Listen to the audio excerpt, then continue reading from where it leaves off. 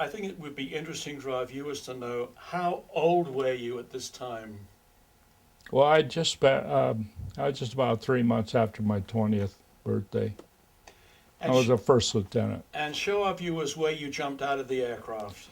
The three of us in the nose jumped out of this forward hatch here. The flight engineer, the fourth man in the cockpit, decided to go to the back and jump out with the gunners in the back. When you realized what was happening, did you ever, since then, did you think when you're in the United States that you ever would be shot down, or did the thought not even enter your mind? Well, I don't think anyone goes over with the idea that you will be. You have the idea that you could be, but you're pretty sure it's going to happen to somebody To else. the other guy. Yeah. Um, Given my love of history, I know that it's said that some German pilots would shoot down the Allied aircrew as they were going down in their parachute. As you were jumping out, did that thought occur to you? Oh, yes. We had talked about it as a crew, and we'd heard about it from other sources that it had happened, and we realized that after the fight was over, the Germans could have a picnic going along and having a little target practice during the 15 or more minutes that these parachutes were floating down. I thought about it. I decided that I would not open my parachute until I was close to the ground, and I thought that I could probably judge what 1,500 or 2,000 feet above the ground was. Did they give you any parachute training in the United States before you left? No parachute training at all. So None. this was your first and only parachute jump? Oh yes, and there was no parachute training. They told you how to strap the harness on and how to secure it so that you wouldn't bruise you any more than necessary, but there was no parachute training at that time. Was when you landed on French soil, what was your immediate biggest concern or worry? Well, immediately I wanted to hide the parachute, which was caught in bramble bushes, and took off the equipment that I had, the flotation gear, the Mae West, the throat mic, everything else that I felt that was a part of the flight crew equipment like that, and I hid it all under a bush, and then I put some rocks on it. Were you worried about being captured? Oh yes, as a matter of fact, I was so happy that I didn't land right in the middle of a German concentration of some sort.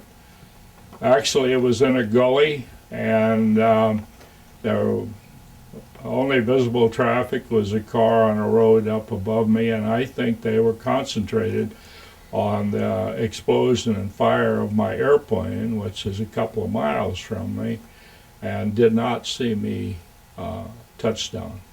As an airplane buff, I know that your airplane, Stardust, was on her 85th mission.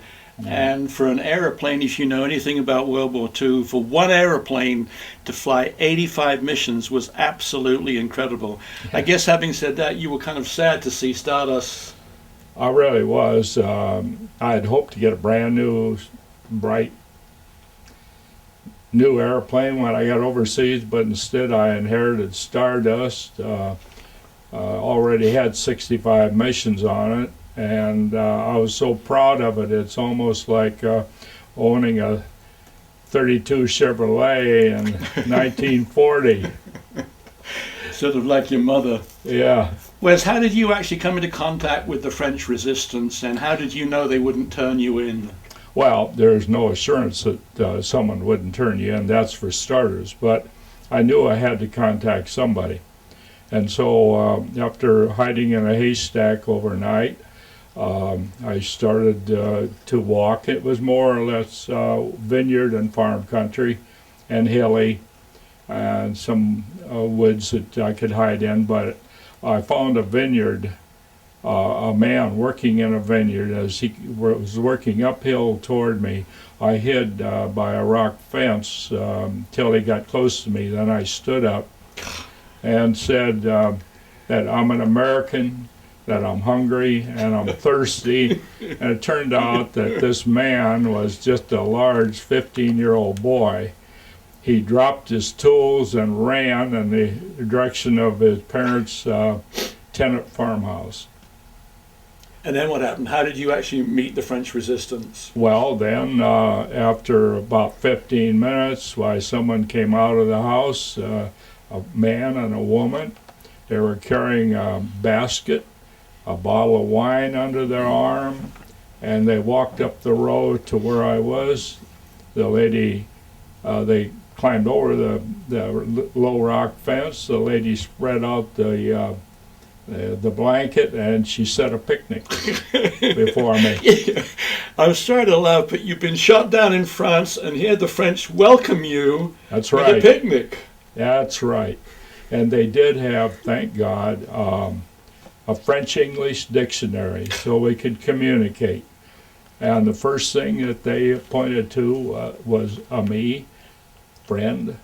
Then they went through telling me that they were with the resistance, that they would help me, I was safe, and finally after the meal they told me that the man, someone would come for me that night after dark, and they would take me to a place where I'd be more comfortable and safe.